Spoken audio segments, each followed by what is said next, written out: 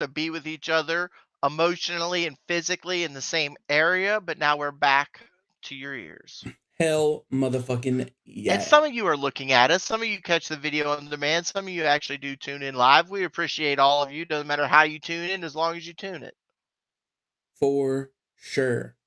What I need to do is I need to get all the past, like, I think 3 episodes up on the YouTubes to make sure that we're current. But other than that, we're doing good. Oh, we're doing good. We're doing real good. So, how you been since you got home? I'm the one who had a great time with you, but you spent 2 weeks away from home, and now you've had to return. Are you feeling rejuvenated? Are you feeling a low? What's up with you? Well, you see, I don't really know how I feel because Okay. vacation ultimately felt Mm-hmm. less like a vacation and more of Mm-hmm. like a not a job. Job's the wrong word, but like a, I don't know. We had to drive. We ended up spending 19 hours in a rental car because we drove from, well, Gabtron drove from Erie to Pittsburgh, Pittsburgh back to Erie, then Erie back to Pittsburgh, Pittsburgh to Alliance, Ohio, Alliance, Ohio to Erie, Erie to Cleveland, Oh Cleveland no. back to Erie, Erie to Pittsburgh, and then we were gone. So that was like 19 hours in a car. Felt like we were playing like some kind of road trip simulator. We had 3 different rental cars in that time period. We had just, it was just a lot of time. Normally Well, it's having a what car and it wasn't yours. normally what we do, and we didn't do it this time, is normally when we plan a vacation or like when we return home for vacation, we'll plan Mm. events.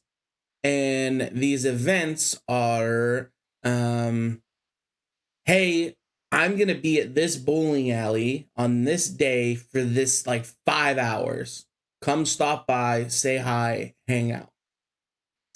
And we do that because then everybody that's there who wants to see us has to Mm-hmm. come see us.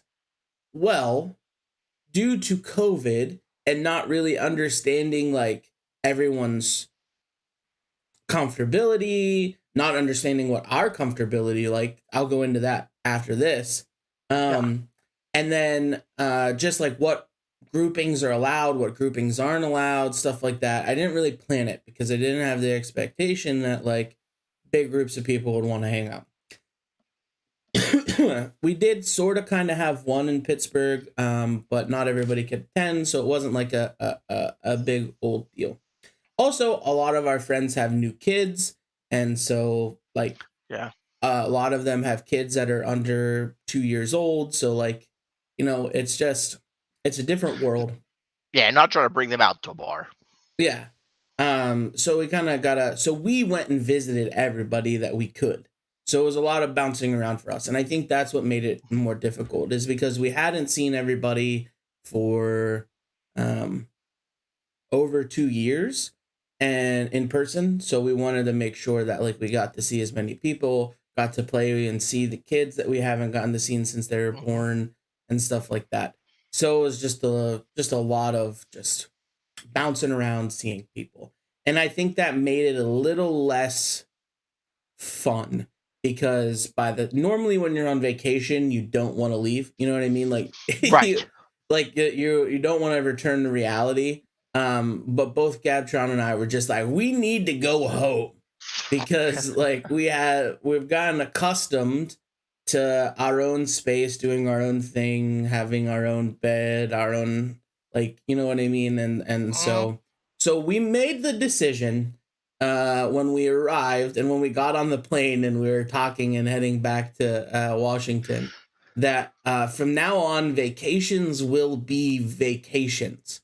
So if we're gonna Yeah. spend the money and because we spend a lot of money to come back home, and that's okay. But if we're gonna spend the money, we want to spend it on something like a vacation and not so much You want it like, to feel good. You don't want to feel like you spent a lot of money and you didn't even enjoy it. well, we did enjoy You don't want it. to be stressed. We Mhm. enjoyed, I got to see so many of my best friends' little spawn creatures, and they're so cute. I got to hang out with Adam's kids and just spend like almost 2 full days with them. You know what I mean? Mhm. That stuff was very, very fulfilling, and it really, really just that filled the like a void of things that I hadn't really gotten to experience. Right. But again, a beach where I'm getting force fed margaritas would be very, very nice. And I think that's the ultimate goal for vacations. Respect that. Um, yeah. And then the other thing that kind of threw us for the loop is we moved into COVID ground zero. So the first Mhm. documented case of COVID in the United States happened in Seattle. And so Okay. Seattle, um, everything was locked down still up until like July, I think, like mid-July. So places you were still required to wear masks. A lot of businesses were like takeout only, stuff like that, because they were ground zero. So it started earlier, and the population here just had it a lot longer. And so they're a little bit more cautious, I would assume. I think that what played into it. So when we got to Pennsylvania, a Mhm. state that's been open essentially for like 2 full months ahead of the time, when we got there, we had our masks and we were wearing masks and we were going into places, and like there's just no one was. It was just a very, very big like, what the hell? Because no one Okay. was wearing masks, businesses were open, people were like just buddy buddy and like hanging out and stuff. So it was like a big, big surprise for us.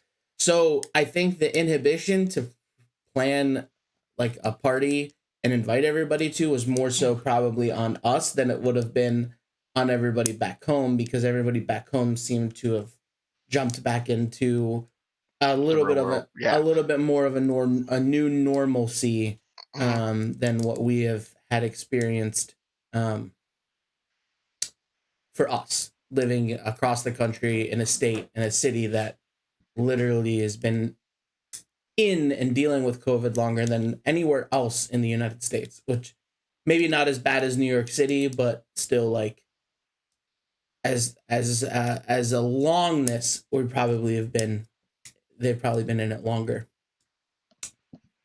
But that was great. So you asked me how I'm It feeling. sounded great. You definitely Uh took a lot of words to make it sound like it was great. you asked how I'm feeling. I'm feeling Yeah. good to be back in a normal schedule. I'm feeling good to be back in my space. Not knocking all of our friends who housed us and took care of us, but my king-sized helix made for fat people is the Mhm. most comfortable goddamn thing I've ever put my body in, and to be Yeah. able to just choose to just return to that whenever I'd like is a godsend. Though I am missing the fucking air conditioning. You know, it's still hot as balls here, and we still don't have air conditioning, and I You miss gotta all of tough it for my like 2 months. I It'll be miss like 50 degrees in a week. I miss all of my friends who had their houses set at a cool 69, and I was just the best goddamn feeling in the world. You never had to wake up in a sweat. You never had to go into bed in a sweat. But I mean, we ordered an air conditioner. We got back and our office was like, because we were both working on our computers. Uh-huh. And the sun beats on this wall a majority of the day, so this office just turns into a sweat den. So I bought an air conditioner for it, like a Okay. little portable one. Um, it's worth it. I got Nebraska gave me more money because of the taxes were wrong or whatever, because they ended up because of Good for them. so they gave me money because I overpaid my taxes or whatever. So I just used that. I was like, hell, that's Mhm. perfect. That's free money. that's not accounted for in the budget. Let's buy a fucking air conditioner. So we got an air conditioner. Yeah. It'll be here on Wednesday, just in time for the rain to start and the coolness to come back. Yeah, because and for the heat to never come back. Yeah, you 'cause couldn't tough it out for 4 more days. Because the dry season, I guess, ends fairly soon. I don't really know. But we were told that Gab looked at the weather, and we're gonna have our first dose of rain in 2 months on Friday. Wow. Yeah, I didn't know I feel like it how just stopped raining. polarizing. Like we grew up our whole lives with just like everything in Seattle, in the Seattle area is just rain. It's always raining. Gray rain. But I mean, it's been really sunny. It's been really hot, and apparently they have a like a dry season that lasts like almost 3 months, where it doesn't rain here at all. But then every other month it just rains almost like every other day. So, there's a lot of misconceptions out there. It's a wild ride. Weather is a wild ride. It's just as long as I never have to experience a goddamn heat dome again, where it was 115 degrees and I was literally cooked. You could fry an egg on our patio. No. I'll be happy. I've always wanted to be somewhere where I can cook my raw food on the ground. That one time, just once. once. We didn't do it, but everybody else was. People were frying eggs. People put out like cast iron pans out. Get nice and hot, and then seared some shit. We normally I ask, what have you been eating? It's been a week. So, what have you been eating? Nothing, because I'm a fat sack of shit. I'm a fat garbage man, and you've ruined me. So I've eaten nothing for the past week. I want nothing but garbage, and I don't know what to do besides stuffing a potato down my throat. So I've had absolutely nothing good. What do you mean? Talk to me. I spent a week eating hot dogs and nachos and putting cereal on shit, donuts. I ate a 3-pound grilled cheese. I ate a 7-pound Italian monstrosity from the hotel. There's just all this food, and I've lost my willpower. You broke me. It's like when Netta yelled all kinds of commands at Nemo the service dog and just ruined him for life. That's how I feel. So after you left, I had my 2 days of depression of crashing. Like, oh, I had a really good time with my friends. Life is meaningless, which was what I needed, because I couldn't just keep rising up and up, or else it'd be some weird form of mania. So I worked with my cousin doing a little bit of like volunteering, reading computer code, doing all kinds of stuff like that. So that brought me down. And then I realized that I'm just gaining weight eating all this garbage food. You can't keep yourself under 1,200 calories, but eat a 3-pound grilled cheese. So I've spent the last week doing nothing but protein shake in the morning, and then whatever small light dinner at night. So I'm really trying to starve myself unofficially to get my body back to being used to not needing to eat like a fat guy who is certified in everything. But I did have some tuna casserole this week, which is always my favorite comfort food. And last night I did take some gluten-free feta cucumber weird ass wrap, and I wrapped a hot dog and cheese up in that and threw it in the pan in its own hot dog grease, so it got real greasy and crispy, and that was nice and tasty. So I've been very, very chill on the food, because I'm trying to get back into the swing of, I want to be an internal fat guy. But I'll tell you what, I was devastated with myself that both times we did challenges, or I did challenges, you did the one challenge while you were here, I had no appetite. I've lost that part of me. Like, I want to still be the fat guy that I want to be and that the world knows me to be, but he's slowly fading away. Luckily, the shell of the fat guy is still here. When you see me, it's still 500-pound blob, but on the inside, I'm much more lean. I have to argue against that statement. It. I have to argue against that statement because the fat guy's still in there. Let's go. Let's bring him out. No. You look fantastic. You have lost a lot of weight. It is quite noticeable. Your face looks good. Your body looks good. You look great. It's like, do you tell the 500-pound man that lost 100 pounds he's looking slim? Like, he's still a 400-pound piece of monstrosity. So I do appreciate it, and I have noticed. Luckily, I don't know if it's because the beard's coming back, but when I shaved this beard to just creep out Gabtron for the hotel challenge, I noticed my face was losing weight in odd shapes. Like part of my neck was sinking in where I didn't expect it to. And every time I'd catch myself in a reflection, I'd jump a little bit because I wasn't expecting to see just skin neck with a weird handlebar mustache. So I'm glad that the facial hair is coming back in to kind of fill me back out. But I do appreciate hearing you say that. A lot of people said that, so I do notice. I did take a before and after picture after losing 50 pounds. I do see a difference with the clothes off. With the clothes on, I can feel a little bit of a difference. There's just a long way to go. And that's what's weird is for me to not even be able to eat half of that sandwich without feeling like I was a bloated like whale. I'd expect to see more of a difference. So I can't imagine that I'm still 300 pounds. I'm still so big, but I'm also losing lots of weight. But I also can't eat like I used to. It's like my body's at war with itself. Part of it wants to be the monster it always was. Other part wants to be the new beast, the new prince. I don't know. It's just a war inside of my body. And I haven't been able to really. I don't want to say I haven't pooped right because I know I'm only allowed to talk about poop so much, but I did get Metamucil gummies, so I could pop those every day. And like, I feel like I have to poop every day, even if I don't poop every day. So I don't know if that's a good thing or a bad thing. Okay. All right. Well, we kind of already morphed into it. Let's recap some of our adventures that we had Oh, together. let's recap them because we can recap all of them and then get into more details over the next coming weeks because we have at least 2 reviews to knock out, if not 3 or 4. Yeah. So some of the things that we did together while we were together was First of all, we saw the shit out of the Asian Highlands in the Cleveland Metro Park Zoo. We saw the shit out of the fucking Asian Highlands because I parked in one side, Danita and the hot sauce family parked in the other entrance. So by the time I found them, they'd already killed about 40 minutes in the Asian Highlands. And then you showed up and you were also in the Asian Highlands area. So we just waited for another 40 minutes for you to get there. No, that's right. You parked opposite. So instead of us leaving the Asian Highlands, we all waited for you to get to us for about 40 minutes. You got there. We circled the Asian Highlands for the second to third time. And as we're getting ready to leave, my cousin calls. It's like, I'm there. I'm at the Asian Highlands entrance. So we wait and we see them bitches a 4th time in the Asian Highlands. And that's when we realized we got man down. People's legs are starting to hurt. Backs are going.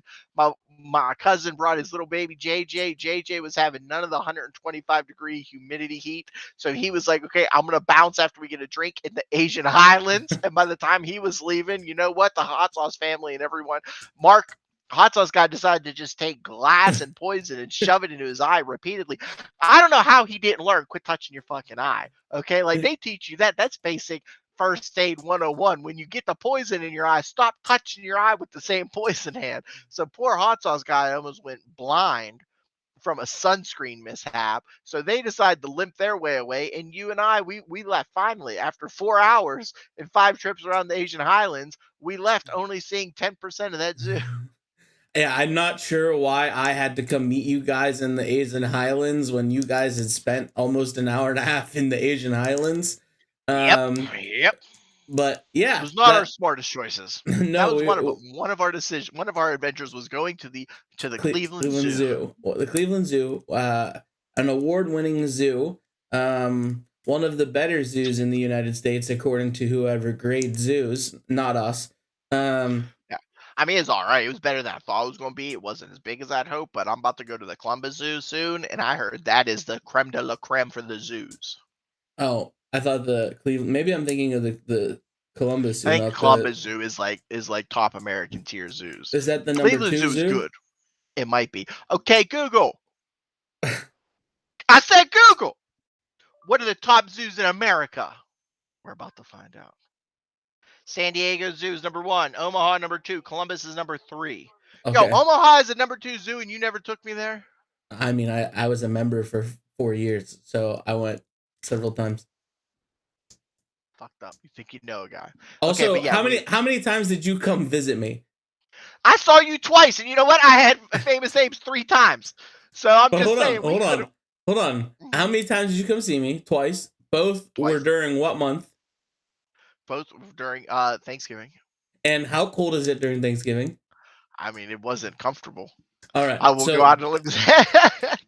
Let's walk around a zoo in the frozen tundra known as the Midwest whenever in November the weather outside just freezes around stuff.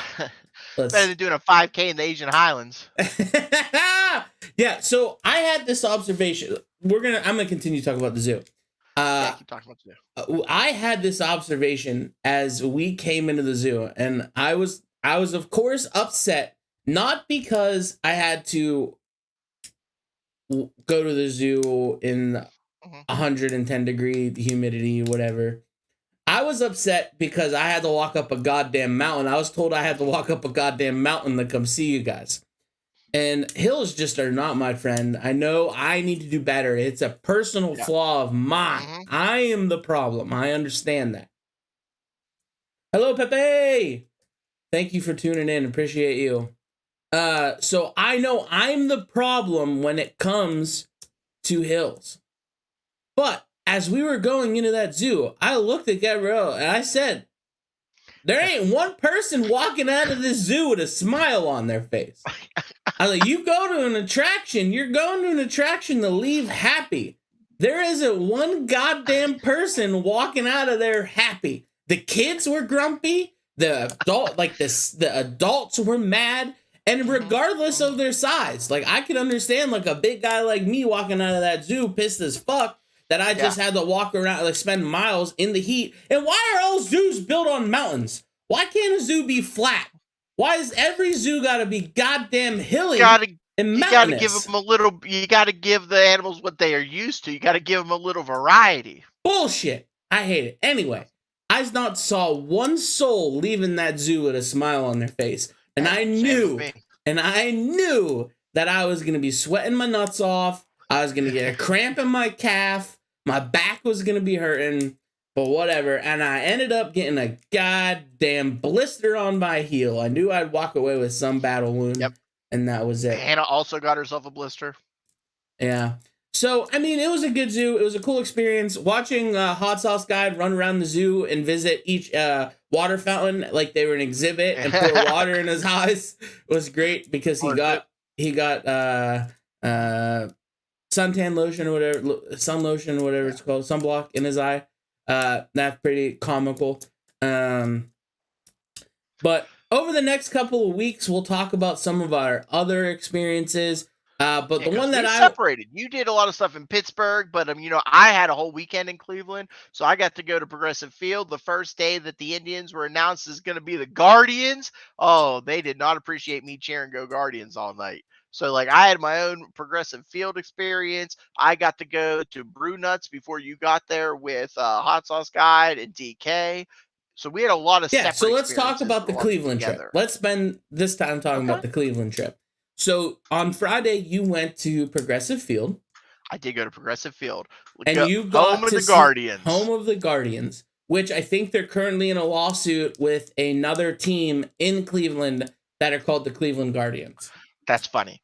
That I've heard that they didn't take into consideration or whatever, and they're currently figuring that out.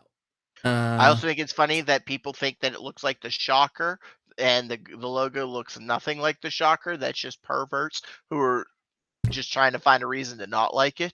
Okay, the Shocker's when you take two fingers and you shove it into the front part of a lady, and you take the one pinky and put it in the back part. All right, looks nothing like the Winged Guardians. That's not the kind of podcast we have here, man. We don't talk about that stuff. Talking about their mouths and their nose. It's for whenever you're trying to remove the mucus and the snot from a baby. Get your head out of the gutter. Okay, whatever. I'm confused. I'm going to change the subject. But I went to Progressive Field. You had a hot dog. Can you tell me about possibly the greatest hot dog experience of your life? Yes, and we're not talking about Lucky Louie's. We're talking about Progressive Field $11 slider dog. And it was fun. It was an experience. Let me set the scene. Looking around the whole place, looking for a Happy Dogs. I don't know if they have their own stand somewhere else, like their own brick and mortar, but Happy Dogs is located inside of Progressive Field, and the slider dog is an all beef hot dog frank with macaroni, nacho cheese sauce, and Fruit Loops. It is an amalgamation, whatever that word is, of just nasty.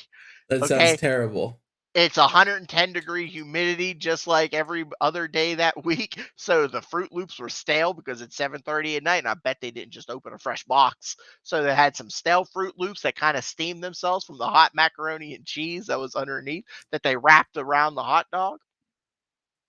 It was crazy when I asked for it, and they started handing it to me. A bunch of women were like, "Oh, baby, you getting a slaughter dog?" I was like, "Yes, I am." She goes, "Are you crazy, ain't you?" I was like, "Oh my god, if the person selling it to me is asking me if I'm crazy for buying it, it's got to be trash." So I got it back. It took me a while because I didn't know how to attack it. My hand did not want to touch cereal, macaroni and cheese, and a hot dog at the same time. Plus, the wax paper was everywhere. So I found a fork, and I was eating a little bit of the macaroni and cheese. I was eating some of the cereal on the outside. My uncle helped me get rid of the wax paper, and I picked it up, and I got that glorious bite with that stale chew. And he was like, "Now, how's it taste together?" I was like, "It's not good. I will tell you, it's not good." I then proceeded to throw it directly on the ground because I missed the tray.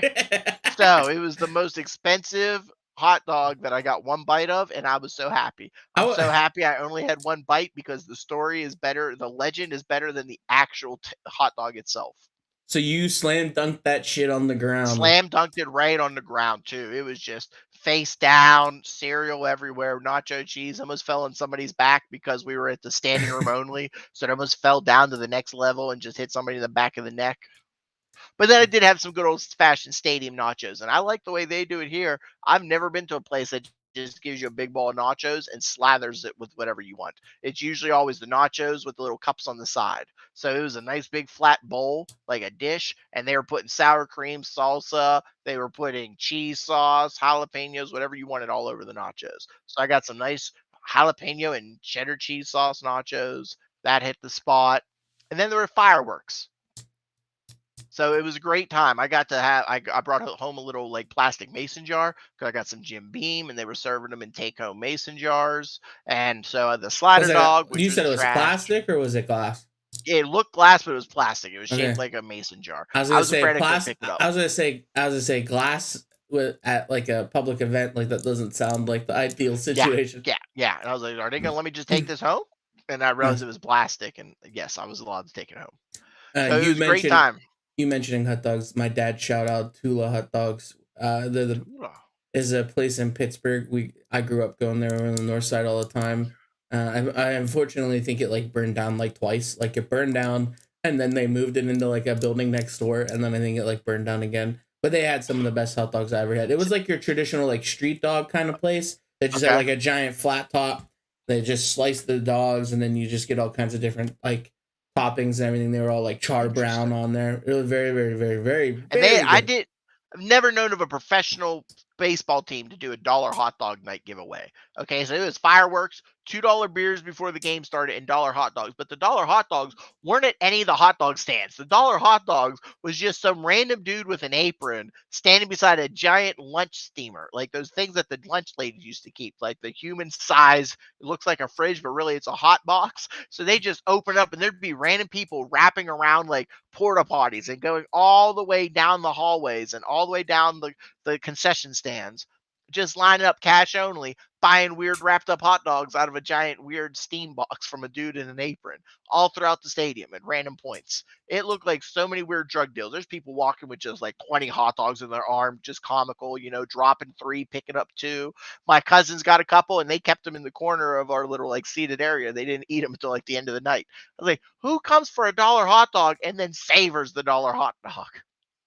Mm.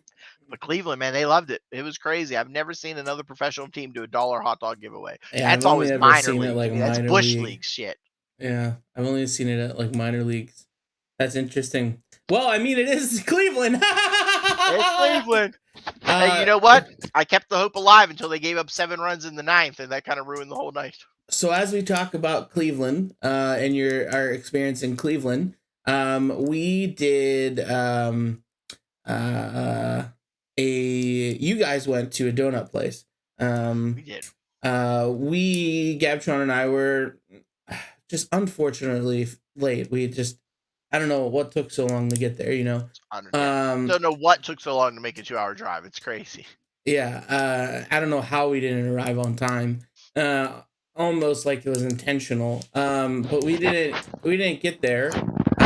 You guys got donuts that were the size of your fucking face. They were huge. They were Uh, really big. I don't have any of them whole. I do have some of the pictures of me shoving the donut into my mouth halfway through. So like yeah, it's funny like to see the size of it. It almost looked like it was like a giant wedding cake box that your dozen came in. It was the biggest dozen box I've ever seen in my life. yeah, we definitely overordered on the dozen. I didn't realize how big they were. Even when Hot Sauce Guide said, "Hey, they're big donuts. Are you sure you want 12?" I was like, "There's 6 of us, and all Abtron's family does is eat sweets. Like, we'll take care of this." And then it's like, "Whoa, holy shit, these are huge." But in my opinion, maybe a little too huge because once you got past the icing and the topping, it was kind of plain, and the Yeah. icing and the topping didn't really. It was the ratio of big ass donut to icing and topping was not equal in my opinion. I don't know. I I was very well, critical of the donut. I was a little critical as well. It was a great establishment. It was a lot of fun, a lot of local artwork on the walls. Great for SJWs and the like, which I get along with, and I like that. The pride flags, the Black Lives Matter. Everyone feels welcome there. The fact that you can get some micro brews and beers or some fancy coffees with your donuts. However, I did realize that, and no, I did not realize this until after I had consumed it, that one of my donuts was vegan. And I thought it was vegan because it had Captain Crunch on the top. I thought they were just saying, all of our donuts are going to be the same vegan base, but we put a vegan syrup because somehow Captain Crunch and Crunch Berries are vegan. So I thought that's what made it vegan. And it was a bland ass donut. It was gross. And then Mark was like, no, no, no. Hot Sauce Guide informed me that they didn't use eggs in that particular donut and a different kind of sweetener. So some of those vegan donuts were trash. Sorry, vegans. I'm glad you enjoyed it if you do, but it was just bland bread. It was just bread with a circle in the middle. Now, my non-vegan maple bacon glazed donut was awesome. Yeah, and so Very sweet sugar. just like DK dropped in the chat, I did say I did want to clarify that my Yeah, donuts sat in a car for 12 hours yeah, in the yeah. 150-degree heat, and then I really didn't eat them until that evening when we got home, and then the next morning. So it says on the menu that our donuts are meant to be eaten fresh, not like whatever. Mhm. So like that's Not the on next day. me. I'll have to Mhm. give it a retry next time I'm in the Cleve. Definitely worth it. Just stay away from the vegan ones. I'm But saying the vegans don't cut it. maple bacon That is was my good. favorite donut ever, so I have to try that. When Danita and I ordered it, the guy stretched across and marked it off. So they were done for the day. We got the last two maple bacon glazes. I was very happy about that decision. Mm. So I am jealous that I didn't get the maple bacon.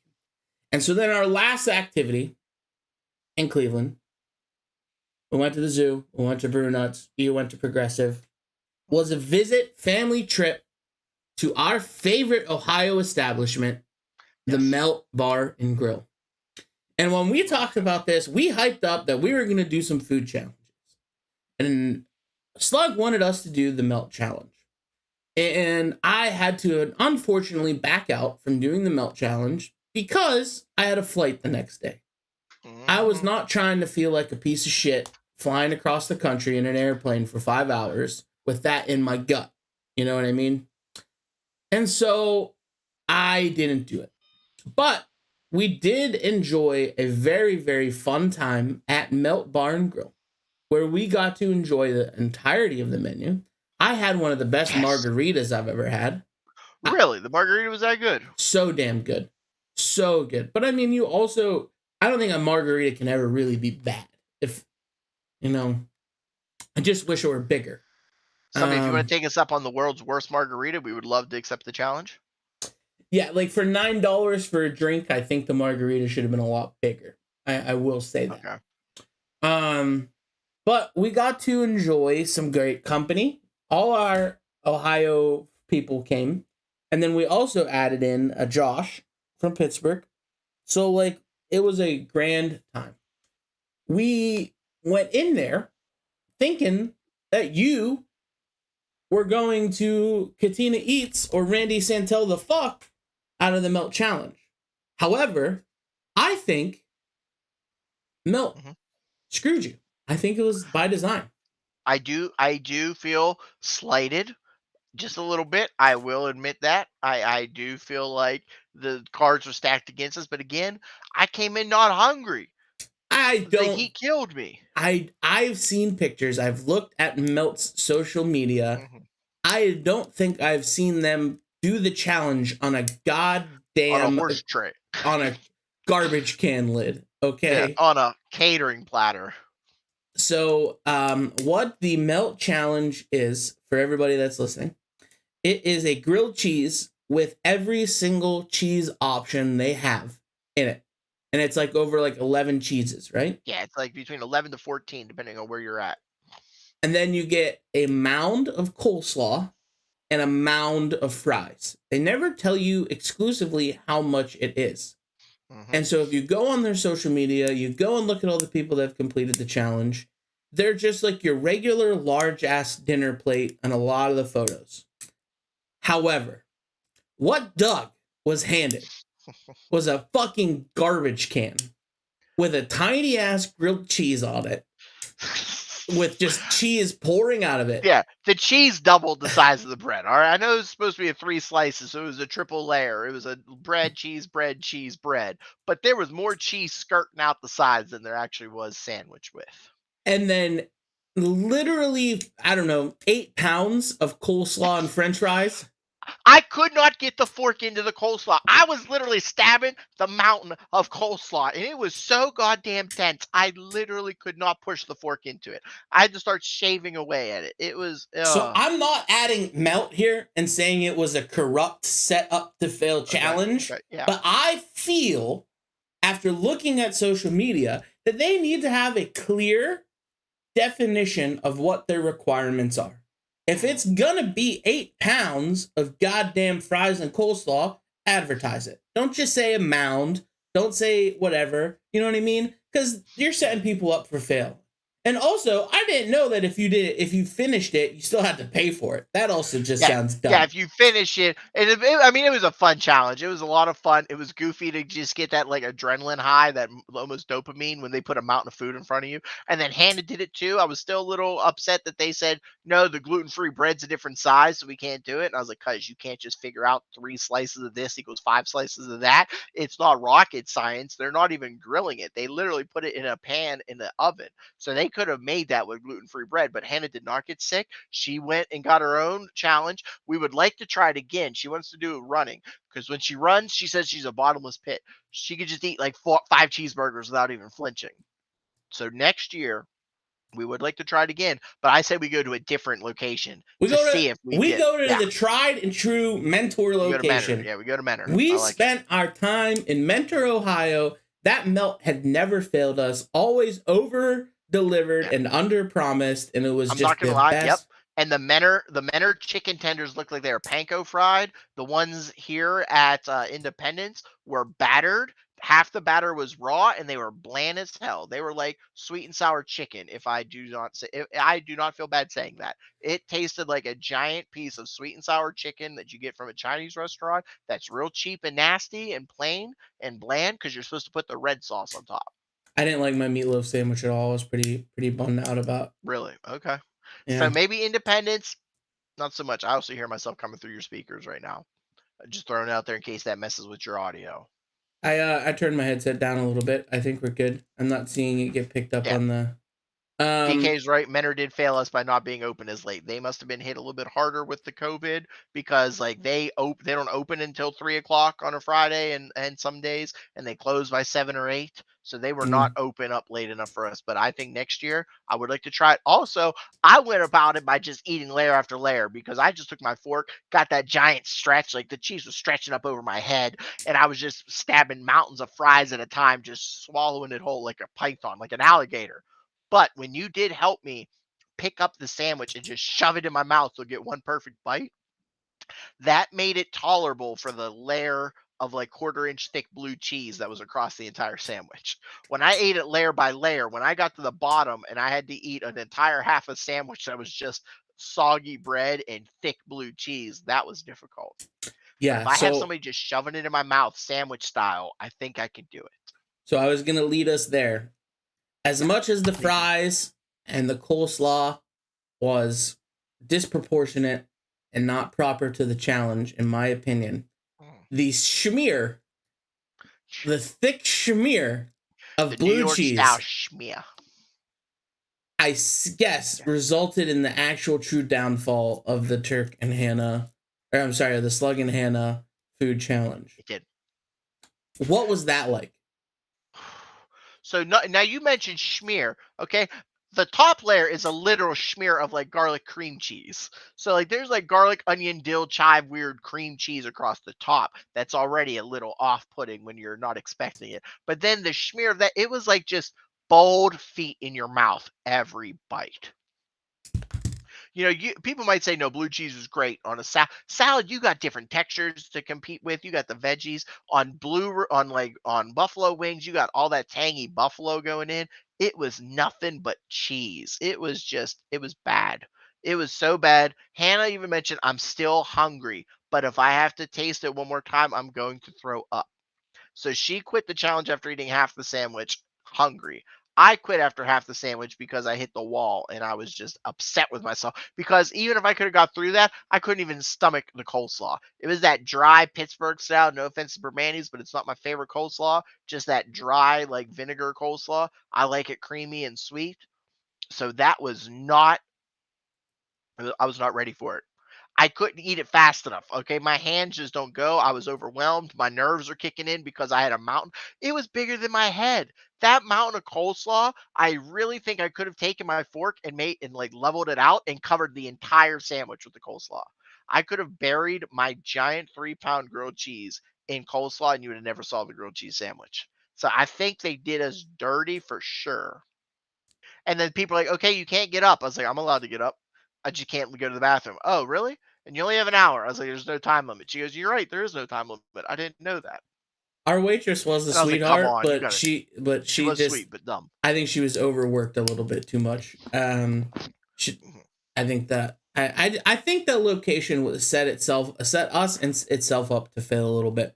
As far as what I ordered a meatloaf sandwich. I have this role that if I go anywhere and they offer meatloaf, I gotta take it because I just grew up eating meatloaf, loving my mom's meatloaf. My dad's friend Joe had a truck stop down in Pittsburgh and Island Avenue where he in McKees Rocks where he made this fucking, it was a giant bowl. He put mashed potatoes down, a whole loaf of Mancini's bread, and then just tons of meatloaf and brown gravy all over there. It was my favorite goddamn thing in the world. So I have this rule: anytime I go somewhere, I gotta try mom's meatloaf. I gotta try the meatloaf. I gotta eat it. I love meatloaf. I love just brown gravy, mashed potatoes, just smothered in there. You know, Yeah. this sandwich stunk. I didn't even like it. There's a seasoning. I don't know if it was I don't know what the seasoning was. Just completely overpowering. It stunk. I was pretty disappointed. I was really looking forward to my dessert sandwich. So Gabtron and I went into it. We were each going to order a savory sandwich, and then we were going to share a sweet sandwich because they had this sweet sandwich that was like bread with like candied bananas, peanut butter, and like it was supposed to be like a really, really like kind of like gourmet peanut butter and banana with like dip in preserves. I finished my fucking meal. I look over and the goddamn dessert sandwich is gone, and Gabtron's savory sandwich hadn't even been touched. She ate the Oh, whole she just goddamn jumped. dessert and didn't even let me know. So that stunk. Oh, she I backstabbed you. That's a crit. she got me good, but that's okay because I had right in front of me was the appetizers. So I had a mac and cheese bite. I had a cheesesteak. I had one of those nasty chicken tenders. And I wanted one of those deep fried mac and cheese, but I was trying to keep myself hungry, and I couldn't. I was hoping to get hungry, so I didn't even eat the things I like. I should have. I should have. So this But melt I will be back. experience Mhm. wasn't the best, and I don't blame melt. I blame Independence. Not like I blame that franchise, that you know, particular location, yeah. not the chain as a whole, not the company conglomerate as a whole. I don't think Mentor Melt would have done us dirty like that. I think everything Yeah. would have been kosher, copacetic, and nice there. We would have had plenty of space. Though I guess the spacing wasn't actually an issue. They put us in the corner, Yeah, kind they of did away do from that everybody. was a bigger melt. That's probably twice the size of Menor. because Menor might be big, but it's open big. It's just one long bar with a hole with everything be like opposed to the bar, just open space with tables. There is Yeah. no turns, there's no partitions. So like that place having like three storefronts and a bunch of different little rooms to put people in. That's interesting for parties and No. gatherings. No. I mean, overall, Cleveland, Ohio did not disappoint. I got to Did not. see friends. I got to socialize. I got to do some quality time. I wish I would have done better and I would have ordered differently on the menu. You know what I And mean? I It wish comes I in. would have hit Finn Balor with my car. Oh yeah, let's talk about that. I forgot about that story. So, WWE was in Cleveland that weekend, and They were. you came in on a Friday because you were spending some social time, and you pulled up to your hotel and tell us what happened. It's like 11:30 at night, coming back from the fireworks, and we were right across the street from the wrestling, so it was so funny. We talked about if the Indians kept sucking, we were just gonna go grab tickets to SmackDown. And so 11:30, we're hungry. We were like, let's go park, and then we'll walk over to the gas station right next door. They shared like a couple bushes and like a curb is what separates the 7-Eleven from this 5 point or 4 point Sheraton right by the airport. And as we're pulling in, we have to slow down because all the speed bumps. This like hobo just comes stumbling through the shrubbery. I don't know why somebody's in the shrubbery because it's not like woods. Okay, it's just like it's where nobody should be. But I'm like, okay, this guy obviously needed a snack like we're gonna do. But then he's also dragging all of his luggage. I'm like, what is this hobo doing coming through the shrubs with his like two whole suitcases, one on each side, fully dressed? Like he's not drunk. And then Hannah's like, why does that guy look like Finn Balor? And I was like, why is that guy Finn Balor? And why is he wearing his own shirt? Why is this Finn Balor wearing Finn Balor's shirt? And then I look over to my right and I'm like, and why is Cesaro standing beside my van waiting for Finn Balor to quit peeing in the woods? So I had not realized that Cesaro wearing a mask because he's taking the COVID seriously. Because it's like people just have they carry themselves. Finn Balor carried himself like Finn Balor, and Cesaro had that like I could see his silhouette from the side and the back, the way his arms hang down and his neck isn't too big for his shoulders, but he pretends they are. I was like, that's Cesaro, damn near leaning on my van. I don't know why, but Finn Balor just decided to go over. I like to say that his Uber took him to the wrong place, or that he was parking his own car and realized how packed the parking lot was and just decided to park at the 7-Eleven. Because there's no reason somebody would take all their luggage to a 7-Eleven just to drag them through the woods to check into the hotel. I don't know why. If I didn't have to slow down because the man came out, he's all black, and I caught the highlights of SmackDown 2 days later, it was the same garb. So he went out at the end of SmackDown wearing the exact same clothes that he was wearing when we almost hit him with the van. So he must have went in, did his last program of the night with Roman, got in the car, drove to the hotel. So I have no idea why. And I mean, it took him like 40 minutes to check in because then we had to park twice. I couldn't get in. And as we were heading over to get our own snack, they were just now getting ready to check themselves in. So I have no idea. I don't know why, but Finn Balor was doing some shady stuff in a parking lot of 7-Eleven before he checked into his hotel. You heard it here first. I'm not saying it's drugs, but I'm saying he has a baby bladder and he's probably peeing in the woods. You are sick. You are sick. I messaged him. I sent him a message on Twitter and said, yo, Finn, I got to know what you were doing in the shrubbery. Maybe, yeah, I'm assuming he had to pee, you know? Mm-hmm. Sometimes you just gotta pee. Or maybe he was dumping, you know? Yeah, I can't get over it. I understand if you're walking through, but it's the fact that he had his luggage. Like, why are you and he was struggling, okay? It's not like he was showing off. He was stumbling. He like drug it and got caught. He stumbled a little bit. He had to do a turn. He had to pick one side up while dragging the other one. It was a whole lot of this and that. So it wasn't like he knew what he was doing. Yeah. So we had some other things on the agenda for today. Yeah. However, we're approaching the time that Oh yeah. So what I'm going to do is I think we'll just adjust the course. We'll leave today as our Cleveland day. And my plan is I took a lot of photos while we were gone. And so what I'm going to do is I will release and put on the Fat Guy certified social media the photos that we took of everything for and what we talked about today. So we'll put out some of the donut pictures. We'll put out the slider picture. We'll put out all our melt pictures and stuff like that.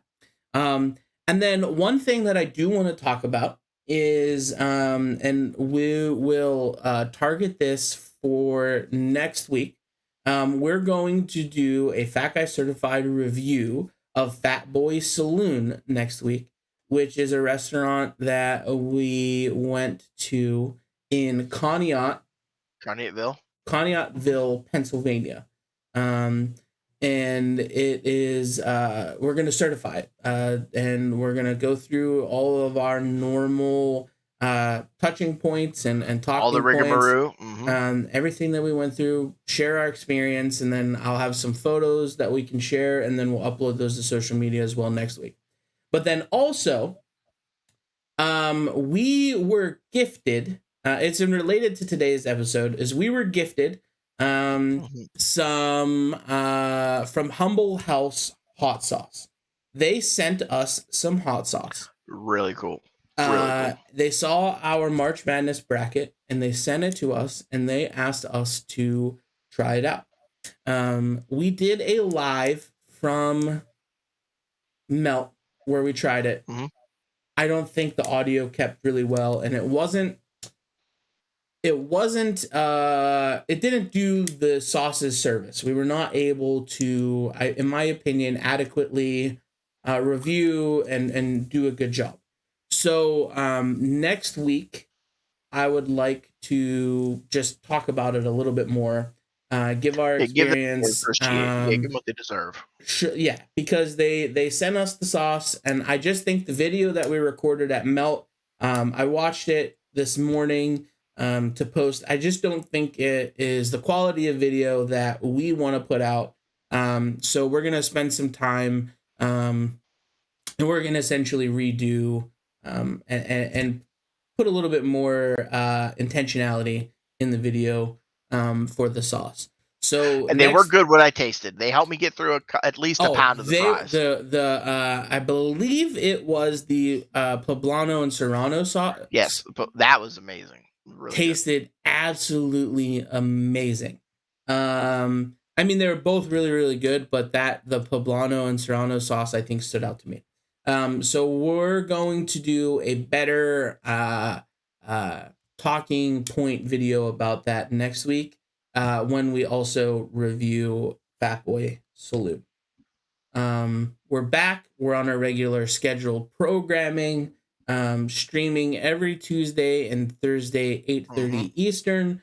We've currently been playing a game called Tribes of Midgard, which is like a roguelike survival game. It's a little silly. Doesn't make a lot of sense, but it's fun and it's something different other than what we've been playing.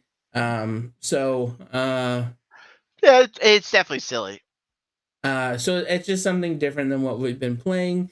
Come hang out with us. Come join. If you have the game, you can play with us. I think we're space up to 10, and I think we've been playing with like 6 or 7. So we've got a few slots.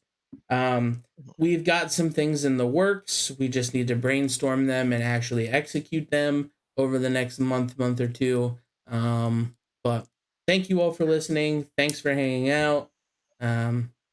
Anything else that you'd like to say or share before we wrap up? Stay fat. That was the send-off. So see you later. Thanks for hanging. Thanks for all the likes, shares,